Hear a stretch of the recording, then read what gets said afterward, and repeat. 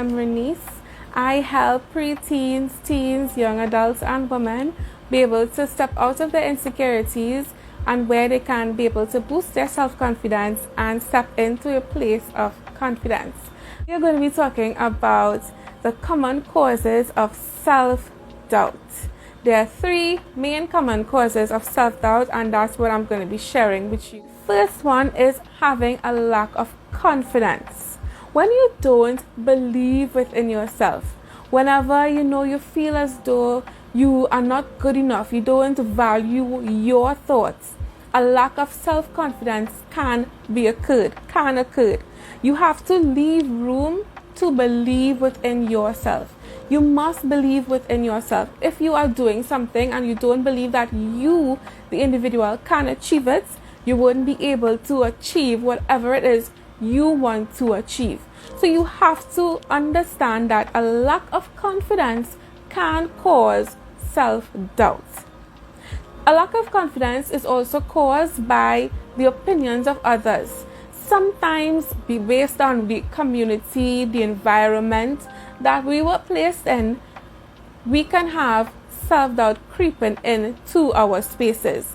It can come by, having other people's opinions, sometimes our own opinions, the words that we say. Sometimes we decide to speak negative things. We tend to speak negative things over ourselves, over our life, and that is not healthy at all for us to do.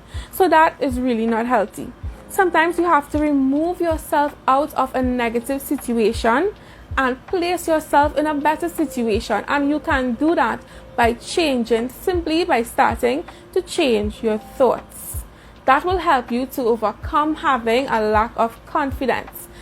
Anytime where you have low confidence, moments of self-doubt starts to kick in, right? So moments of self-doubt starts to kick in. And next step is number 2, in terms of having a low self-confidence, which causes you to have a low self-doubt, you have a lack of experience or knowledge. Whenever we are learning something new or we are doing something new for the very first time, we may not have all the confidence in the thing that we want to do. We may not have all the knowledge that we want to do, but that doesn't mean that we're going to just stop right there and not continue. That doesn't mean that you're just going to give up on your dreams. You're just going to give up on your goals. Not because you don't have the knowledge, that does not mean that that's the end of the world. No, it's not. You can seek out knowledge. You can find knowledge. You can look for help to help you in overcoming the things that you need to do. Self-doubt creeps in so easily, and it is important that you know the causes that leads to self-doubt, right? So you have to be able to gain new experiences, new knowledge. We can't just stay in this old bubble thinking that, this is what I know and this is the things I'm going to do. No. In order to overcome moments of self-doubt or to crack the self-doubt code, as I have been saying, you have to be able to do certain things that will lead to steps of action to help you. And thirdly, fear. Anytime self-doubt creeps in, fear follows through. Sometimes you might be starting something new, you might be doing something new, and then you might tend to wonder, am I good enough? Can I do this? Will this work? Fear comes through. But you have to understand that fear just stops you from doing the things that you want to do. Fear paralyzes you from accomplishing all the stuff that you want to do. So you have to look at your life and analyze, where is this fear coming from? What is this fear coming from? You have to really start to analyze the steps that causes those things that can lead you into moments of self-doubt. Truly understand what it is you are afraid of. Are you afraid of being successful? Are you afraid of actually trying to achieve your goals? What is it that you are afraid of? What is it that causes that self-doubt to rise within you? Because self-doubt is we are not born with self-doubt. When we were children, we were full of confidence. We were confident in whatever we were doing. But as we tend to get older, self-doubt kicks in. Self-doubt is learned. It's something that was caused by experiences, opinions of other people, sometimes our own experiences. But we now have to understand that that can be changed, and that's important. Sometimes you have to force yourself to face your fears. There is a statement, an acronym I came across a few months ago for fear, and it says, forget everything and rise. Some persons look at fear as forget everything and run. You can rise or you can run. Depending on what you choose to do, you have to be able to know, okay, am I going to let this fear hold me back? Am I going to let this fear not allow me to pursue the things I have to do?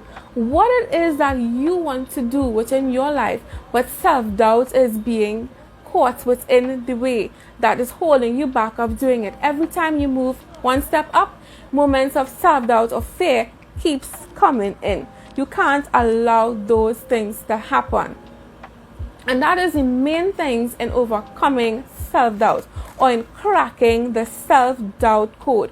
Once you understand that you can overcome that lack of confidence, that you can learn new experiences, gain more knowledge in the things that you want to do, and you can let go of your fears, force yourself to face your fears, because a fear will just stay there if we don't deal with it. Taking that action is really all what everything is about. Every step, you can have all the knowledge, everything, but you need to then move and take that action. And that happens when you decide to overcome self-doubt, to become a more confident person, or to reclaim your confidence. So after you know all these things, the next step really happens by understanding how you can really overcome your next step. And that's important to know. So those were some common causes of self-doubt. In cracking that self-doubt code, it's not easy, because we always would have voices or moments of where we would hear ourselves asking ourselves, am I good enough? Can I do this?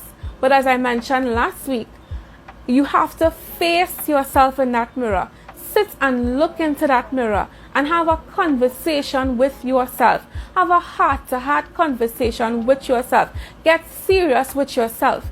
If a friend has done you something, you would call your friend, you would call your family member to talk to them, to find out what really went on. But then you need now, once it's for you, do it for you and have that conversation with yourself. Have that heart-to-heart that you can be able to actually overcome your self-doubt.